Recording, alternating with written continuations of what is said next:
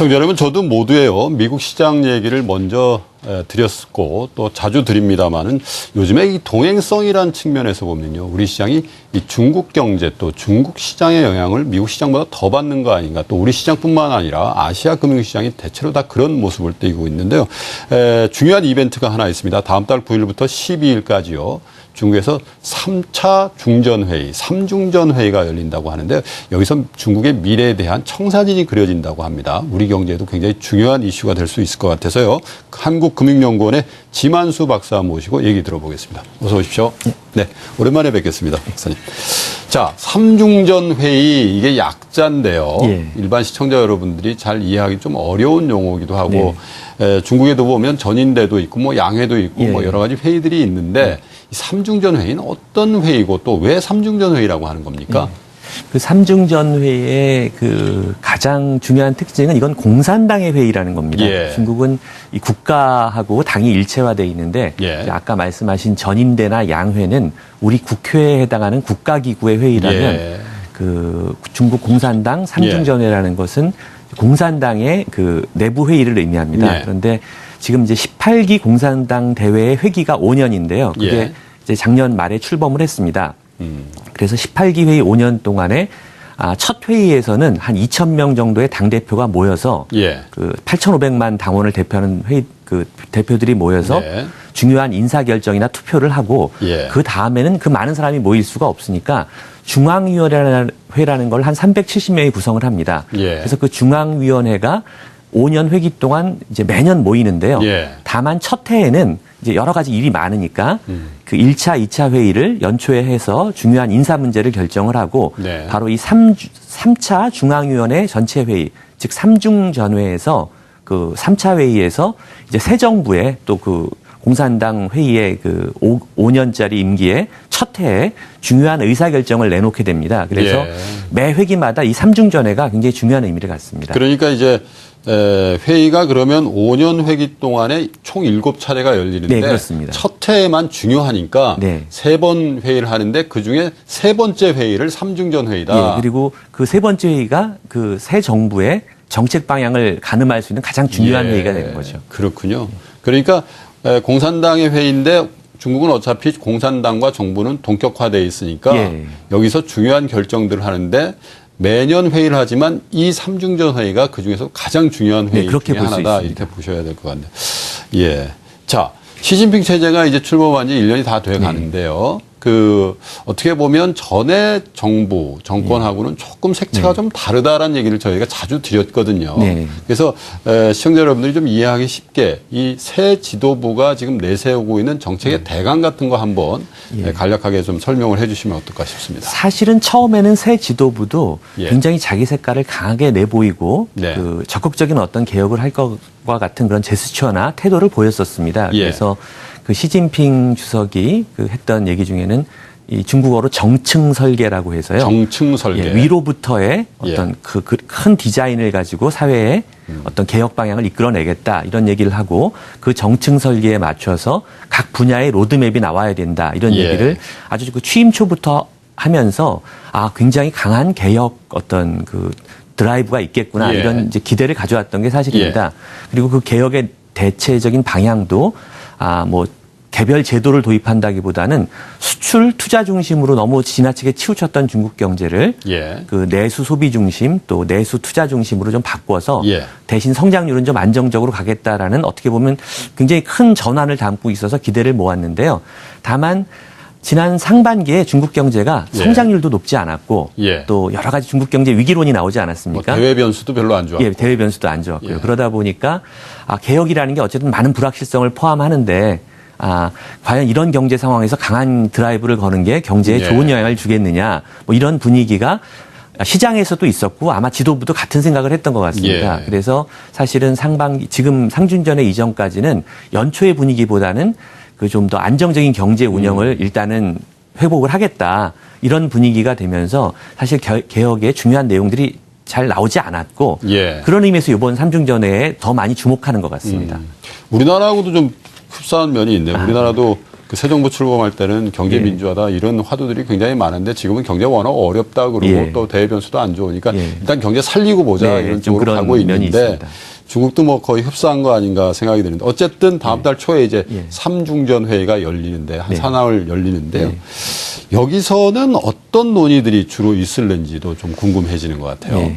사실은 다양한 기대와 보도는 있습니다만은 그 뚜껑을 열어봐야 그렇죠. 합니다. 그리고 예. 또 특히 뭐 보도가 꼭 정확한지는 모르겠습니다만 이번에는 회기도 다른 예. 시기에 비해서 짧게 보통은 한 일주일 하는데 예. 이번엔 사흘 정도로 예상을 예. 하고 있습니다. 그래서 과연 이번에 그 여러 가지 시장이 기대하는 다양한 개혁 조치들이 나올 것이냐, 네. 또 그동안 논의됐던 개혁 조치들이 구체적으로 제시될 것이냐는 좀 두고 봐야 되겠습니다. 그렇지만 지금까지 나왔던 얘기들을 종합해 보면 우선 그 경제와 연결되는 얘기 중에는 행정개혁이 있습니다. 뭐 행정개혁이 왜 경제와 연결되느냐 할 수도 있는데 예.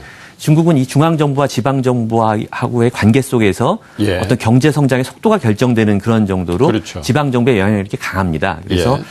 중앙정부가 지방정부에게 지금 사실은 지방정부가 너무 성장을 부추기는 투자를 부추기는 역할을 너무 많이 해서 예. 좀 경기 과열을 가지고 왔다. 부동산 과열을 가지고 왔다. 이런 평가가 있기 때문에 한편으로는 권한을 좀 축소하면서 지방정부의 권한을 축소하면서 책임은 더 많이 묻는. 예. 이제 그러다 보면 어떤 면에선 지방정부의 입장이 강화되는 부분도 있을 거고요. 어떤 면에선 약화되는 부분도 있을 그렇죠. 텐데 그게 경제 성장에 이제 직접 영향을 주기 때문에 이 부분이 주목을 받고 있고요.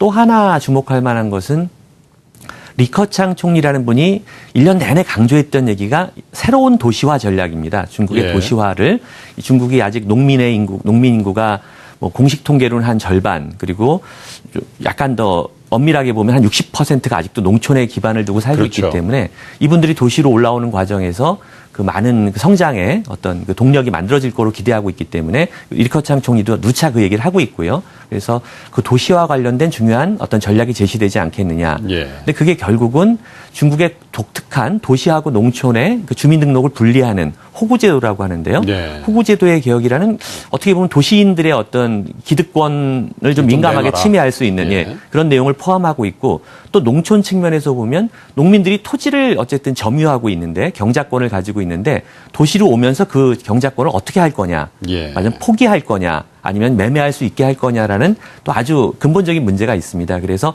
뭐 그냥 도시화를 촉진한다 이런 얘기보다는 바로 그 어려운 문제들에 대해서 어떤 방향으로 갈지 이것도 많이 기대하고 있는 그런 어떤 개혁의 내용이고요. 그 외에 이제 금융, 국유기업, 뭐 산업의 분야별 개혁들은 뭐 구체적인 얘기들이 계속 이제 논의되고 있습니다. 이제 그런 것 같아요. 박사님께서도 이제 시진핑 체제가 출범할 당시에 예. 개혁 드라이브 모드에서는 많이 후퇴한 감은 있는데 네. 예. 어쨌든 정책적인 기조는 좀 개혁하자. 네. 왜냐하면 시장 개방 개혁을 한 지가 한 30년 됐는데 네. 예.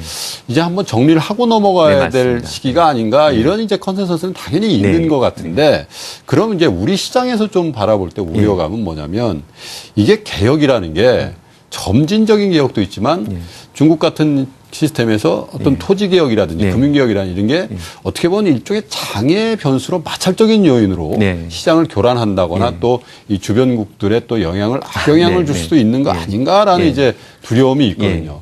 그런 쪽으로 갈 것 같은 생각은 안 드세요? 어떠세요? 그러니까 실제로 그 영향을 직접 받고 있는 어떤 경제 주체는 우리보다는 예. 중국 안에 있는 기업들입니다. 그렇죠. 사실은 그 기업들이 우리 기업들도 물론 중국에 많이 예. 투자하고 있는데요. 그 기업들 입장에서 보면은 어떤 임금 정책이나 지금 임금을 굉장히 네. 이제 빠르게 올리도록 좀 유도를 하고 있습니다. 새 정부가. 예. 뭐 임금 정책이나 어떤 토지 정책의 변화 이거는 이제 그 기업의 비용의 많은 부분을 차지하는데요. 토지 정책의 변화 또 금융 정책의 변화 네. 기업의 이자 부담이 굉장히 늘어날 수 있는 그렇죠. 그런 변화가 내포돼 있기 때문에 이런 변화들에 대해서 그 불확실성이 늘어나니까 그 기업들이 굉장히 어려워하고 있는 것은 사실이고요. 네. 그런 의미에서 중국의 어떤 그 리스크는 과거에는 성장률이 어떻게 될 거냐 뭐 이런 우려가 많았다면 예. 사실은 지금은 7분기째 7 내지 8%의 성장률을 안정적으로 유지하고 있는 편입니다. 그렇죠. 물론 과거보다 낮아졌기 때문에 이제 우려가 있습니다만은 그래서 어떻게 보면 내년에도 그 정도의 성장률이 예상되고 있어서 경제 성장률 자체는 큰 어떤 불확실성이 아닌데 제도 개혁은 큰 불확실성이 될 거라고 예상이 되고 있고 예. 그건 중국 안에 있는 기업이 가장 심각하게 느끼고 있고 그 결과로 나타나고 있는 게 기업의 투자가 지금 투자 증가율이 부진합니다. 예. 민간 기업 중심으로. 그래서 그 어떤 경제 성장을 위한 투자 수준을 그 정부 투자, 국유기업 투자로 지금 메꾸고 있는 상황입니다. 민간 예. 기업은 투자가 부진한데 나머지 부분을 정부가 좀 성장률을 그걸로 메꾼다는 얘기인데. 그렇죠. 투자가 해야 될 몫을 예. 이제 좀 정부가 좀 나서서 메꾸고 있는 상황이고 그게 언제 살아나느냐, 민간 투자가 살아나느냐 하는 것은 한편으로는 방금 말씀대로 개혁의 불확실성이 좀 제거돼야 될 거고요. 네. 제거된다는 게 개혁을 안 한다는 얘기가 아니라 좀 빨리 공개가 되고 구체적인 안이 이제 제시가 돼야 될 거고요. 또 다른 한편으로는 세계 경기가 좀 살아나주면 뭐 그런 불확실성에도 불구하고 미뤘던 투자를 할 수 있는 조건이 우리도 마찬가지입니다만은 만들어질 것 같습니다. 그러니까 세계는 중국이 좀 투자를 많이 해서 예. 세계 경제를 좀 예. 이끌어줬으면 하는 바람을 네. 미국을 포함해서 다 갖고 네, 있고 네, 네. 또 중국은 또 야 우리만 할 수 있냐 예. 너네들 좀 열심히 해라 이런 국면인 것 같은데 어쨌든 이제 삼중전 회의라는 게 중국 회의라는 게 다 그런 것 같아요. 예. 정말 박사님 표현대로 예측은 예측일 뿐이고 예. 뚜껑 열어보면 또 어떤 일들이 벌어질는지 또 심층적으로 한번 분석을 해봐야 될 것 같은데 자 중국의 그 버블을 얘기할 때 우리가 빼놓을 수 없는 게 부동산인 것 같아요. 네. 뭐 아직도 굉장히 버블이 예. 끼어 있다. 그래서 중국에서도 중국 당국에서 굉장히 걱정스러워하는 부분이 바로 이건 예, 것 그렇습니다. 같은데 이런 삼중전 회의의 기회로 이 부동산에 대한 개혁 네. 이런 것들은 좀 할 것 같다. 이런 예상들도 간혹 나오더라고요. 그런 얘기가 있습니다. 예. 이게 마침 그 삼중전회가 지금 이제 11월에 열리는데 상반기 내내 부동산 가격 특히 상해 예. 뭐 북경 같은 대도시의 부동산 가격 상승률이 너무 높았습니다. 그렇죠. 북경 같으면 9월에 그 전년 대비 20% 가까이 20% 넘는 그런 예. 이제 상승률을 보였다는 이제 그 통계가 있어서 네. 이 중국 국민들도 굉장히 지금 부동산 문제에 대해서 이 개혁이 있을 거다 또는 어떤 부동산 진정책이 있을 네, 거다라고 네, 네. 기대를 하고 있고 그게 마침 삼중전회랑 얽혀 있습니다. 지금 시기적으로. 그렇죠. 시기적으로. 예. 그게 근데 한편으로는 부동산 가격 진정책은 네. 삼중전회 같은 큰 대회에 이슈가 되기에 좀 모호한 면이 있습니다. 그래서 오히려 다른 때 같으면 지금쯤엔 강력한 부동산 시장 진정책이 나올 시점인데 예. 삼중전회가 또 마침 며칠 후에 있으니까 오히려 그 정책 나오는 걸 늦추는 효과가 있다는 그런 관측도 있습니다. 삼중전 회의 전에 뭘 내놓는 것 자체가 좀 부담스러운 거죠. 약간 시장에 이 큰 공산당의 충격을 존엄성에도 좀 주니까. 문제 있는가 이렇게 볼 수도 그런 있겠네요. 면이 있을 수 예. 있습니다. 그래서 삼중전회에서 다루기엔 너무 경기적인 이슈고 예. 그렇다고 삼중전회 전에 민생에 직결되는 민간이 굉장히 관심 있는 마지막 핫 이슈를 또 크게 터트리기도 좀 모호하고 그러네요. 한 그런 이제 상황인데요. 다만 크게 중국의 부동산 상황을 보면 아직은 부동산 시장이 이 발전하는 시장입니다. 아직도 더 많이 공급이 네. 필요한 시장이라서 말하자면 중국이 인구가 뭐 1년에 2천만 명이 말하자면 새로 태어나는데 그러면 이제 네. 그 사람들이 계속 새 집을 필요로 할 거 아닙니까? 그래서 보통 1년에 신혼부부 가구만 600만 가구가 나온다고 합니다. 네. 그리고 이제 농촌에서 도시로 올라오는 사람이 필요로 하는 주택도 1년에 한 1,000만 명 정도가 되니까 이제 집으로 치면 한 300만 채가 되겠네요. 그런 새로운 수요가 계속 있기 때문에 어떻게 보면 그걸 다 뭐 정부가 공공주택으로 공급할 수 없는 한에는 어느 정도 부동산 경기는 부양을 해서 이 주택 공급이 활발하게 또 이루어져야 하는 네. 그런 장기적인 과제가 있습니다. 그래서 중국 정부가 한편으로는 부동산 버블을 걱정을 하면서도 어느 정도의 가격 상승은 용인하는 경향을 지금까지 보면 보여왔습니다. 네. 그래서 지금 요번에 문제가 복잡해진 거는 그 집중이 우리도 똑같습니다. 버블 세븐 얘기하듯이 예. 중국도 그 주요 대도시에만 그렇죠. 가격 상승이 집중되고 예. 있어서 정책을 하기가 참 어려운 네. 선별적인 정책을 하기도 그렇고 또 전체를 다 시장을 죽이는 정책을 하기도 어렵고 그래서 언제나 그 부동산 정책은 우리나 중국이나 어려운 과제인 것 같습니다. 참 명암이 있는 것 같아요. 박사님 말씀대로 그 600만 가구가 새롭게 이제 살림을 시작하니까 예, 예. 이 주택이라는 게 예. 모자랄 수밖에 없는데 예. 또 상해나 북경을 제외하고 나머지 이제 지방 예. 소도시 같은 데 가면 신도시 뭐 이렇게 짓는다 그래가지고 네, 네. 거의 유령 도시 돼 있다. 예, 그런 이런 게 아주 중국의 뉴스가 중요한 많잖아요. 이슈입니다. 예. 그래서 저도 얼마 전에 상해를 갔더니 예.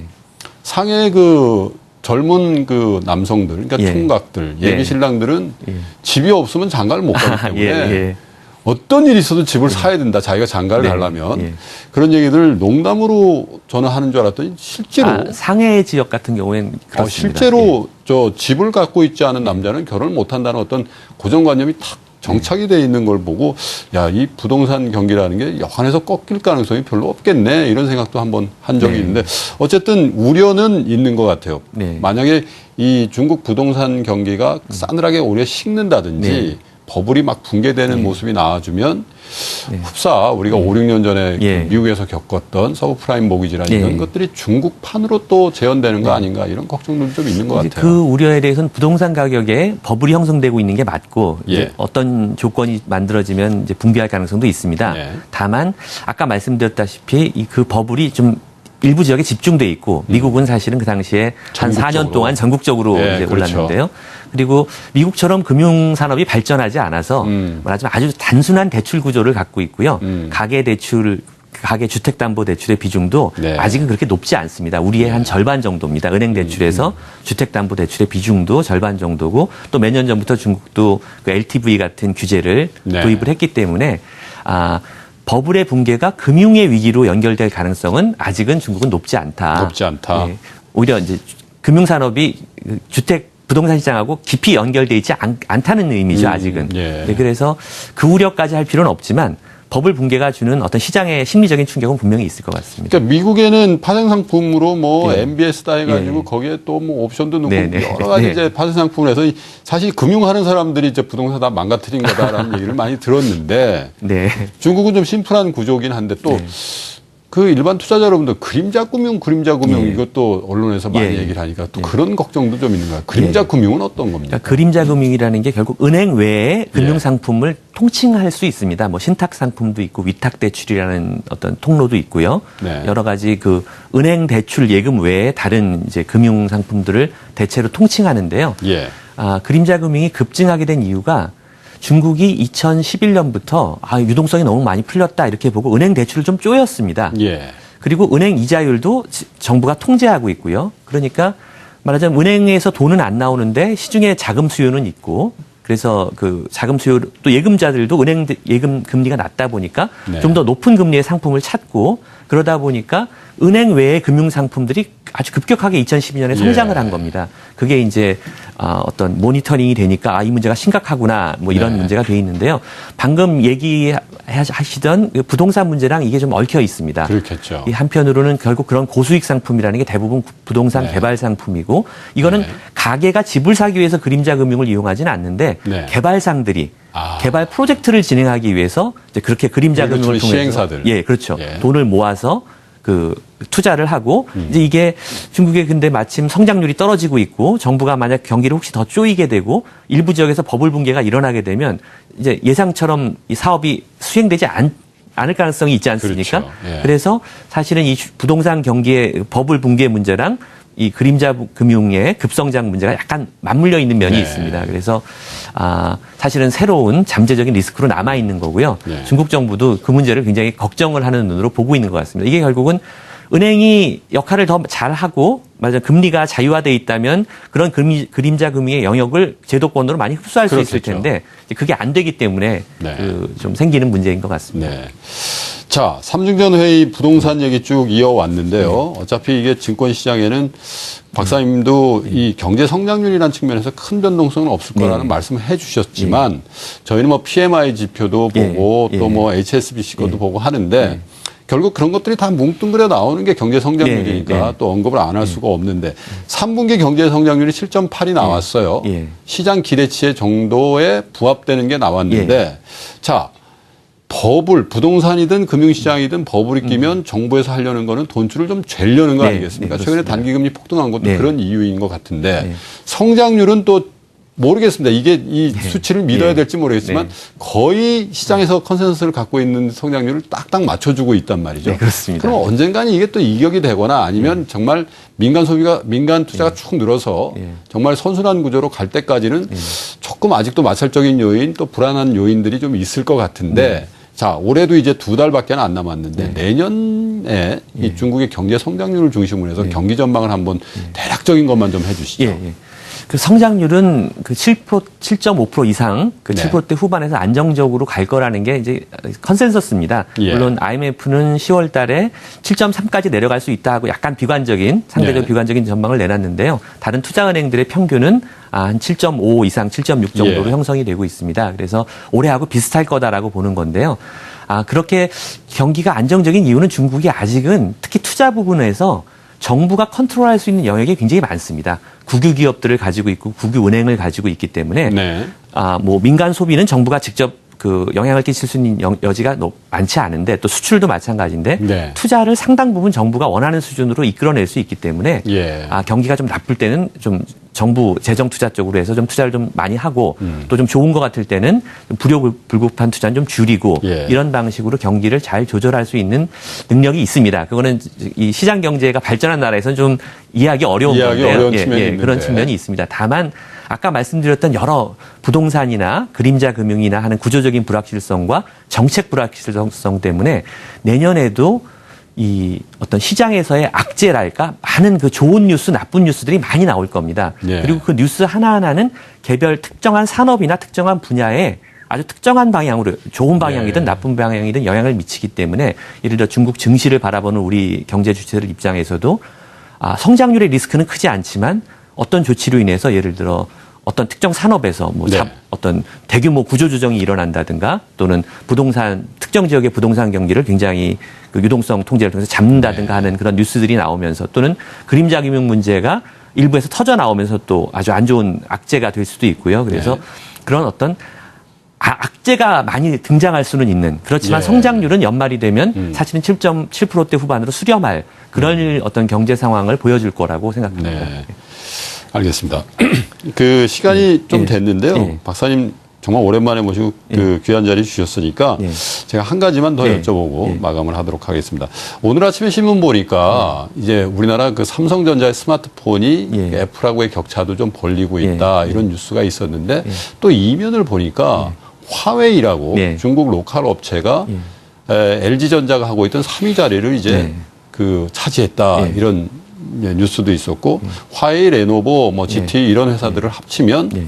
마켓 쉐어 기준으로 20%를 훌쩍 넘어가더라고요. 예, 예. 그러면 이게 도대체 그 수출 투자 중심에서 내수 중심으로 이렇게 정책 전환을 하면서 중국 자체 내수 업체들에 대한 육성 예. 이런 것들을 하면 우리 그 소비재 산업을 중국에 수출하던 기업들은 이게 타격을 받는 거 아닌가 그런 염려가 좀 그렇습니다. 들던데 그런 시장 전망을 좀 한번 해주시죠. 예. 지금 그 우선은 휴대폰에 약간 한정해서 기술적인 얘기를 하나만 먼저 네. 말씀드리겠습니다. 결국은 스마트폰 기술이 5년 이상 이제 됐지 않습니까? 그렇죠. 말하자면 어느 기술이든 아무리 첨단 기술이라도 시장에서 표준화가 되기 시작하면 네. 중국 기업의 경쟁력이 생깁니다. 네. 계속 혁신이 있는 동안에는 중국 기업이 그걸 따라오기가 어려운데 일단 대량 생산이 중요하고 표준화된 영역으로 접어들면 예. 중국 업체의 경쟁력이 거기서부터 생기는데 네. 사실은 스마트폰도 5년 전에는 굉장히 창의적인 상품이었지만 그렇죠. 지금은 사실은 누구나 갖고 있는 표준화된 상품 아닙니까? 거기서 거기니까. 근데 거기서는 더 이상 중국 업체의 경쟁력을 그러니까 말하자면 혁신이 더 이상은 많이 네. 대단한 혁신이 안 일어났기 때문에 중국 업체가 추격하는 거를 말하자면 막을 수 없는 상황이 되고 있는 게 아니냐 뭐 그런 생각이 들고요. 네. 말씀하신 그 내수 시장이 육성되는 과정에서 중국의 대기업이 이제 성장할 것이다. 그게 이제 우리한테는 직접적인 그렇죠. 위협이 될 수 있는데요. 중국이 지금 그 문제에 접근하는 방식은 어떤 대기업의 성장을 촉진하는 방식이라기보다는 지난 1년 내내 이제 아주 대표적으로 해왔던 정책인데 오히려 기업들을 죽이고 있습니다. 예. 이게 좀 얘기가 어폐가 있습니다만은 중국은 지금 과당 경쟁이 문제인 나라입니다. 너무 많은 기업이 있고 각 지방 정부들이 자기가 거느리고 있는 기업을 망하지 않게 계속 지원하고 있기 자기 때문에 식구들은 또 챙기려고 하고. 중앙이 나서서 그러지 마라. 망할 기업은 망하게 해라. 네. 이게 지금 사실은 산업 정책의 핵심이고 중국 정부가 원하는 건 그래서 실업자를 많이 만들어내는 게 목적일 리는 없지 않습니까? 그렇죠. 좀비 기업들이 많이 망해줘야 대기업이 시장에서 자연스럽게 성장한다고 믿는 겁니다. 네. 지금까지는 그게 안 되고 있는데 중국 정부가 나서서 예를 들어 전자, 철강, 자동차, 조선 같은 산업에서 상위 10대 기업, 5대 기업을 그 중심으로 인수합병을 촉진해서 망한 기업들을 많이 흡수하게 하고 과잉 설비들은 다 폐쇄하도록 하자. 네. 이런 정책을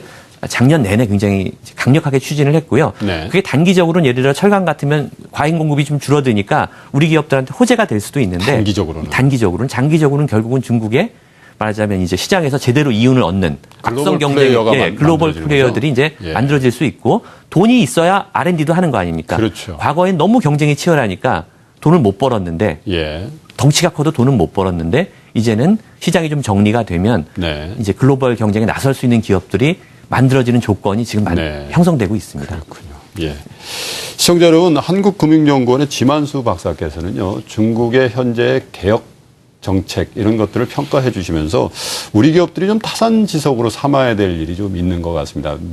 중국의 내수 소비재 산업을 육성하면서 구조조정을 병행해서 하고 있다는 점이 굉장히 중요해 보입니다. 왜냐하면 중구난방식으로 막 이렇게 있었던 기업들 중에 경쟁력이 있는 기업들을 살려서 글로벌 플레이어로 육성을 하게 되면은 결국은 이게 우리 기업들과의 경쟁 체제로 들어가니까 단기적으로는 구조조정에 우리 기업이 혜택을 볼 수 있지만 장기적으로는 위험 요인일 수 있다. 우리 기업도 빨리 혁신하는 길밖에 없겠다. 이런 말씀을 이 자리에서 주셨습니다. 박사님 오늘 고맙습니다. 감사합니다.